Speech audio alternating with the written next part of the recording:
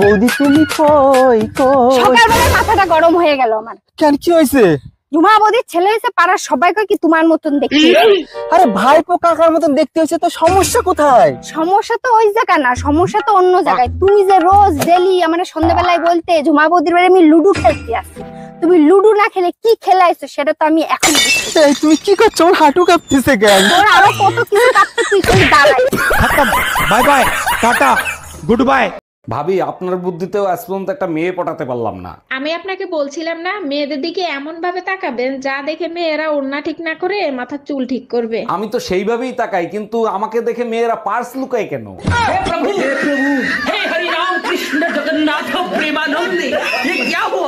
আজকের পর থেকে আর কোনো ফকির রে খাইতেই দেব না। আরে বাবা, এত রাগ হইলে চলে?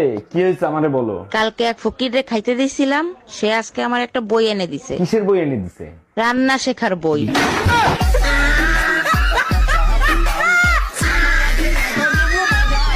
ও আমার রসের ভাবি, তোমার কাছে একখানে দাবি। কি ব্যাপার, আজকে তো খুশি খুশি লাগতেছে? টুম্পা ভাবির সাথে দেখা করতে গেছিলে নাকি? শোনো, নিজের মতো সবাইকে ভেবো না, মনটা পরিষ্কার রাখো। আমার মন পরিষ্কারই আছে, কারণ আমি ছোটবেলায় সার্ফ এক্সেল খাইছিলাম।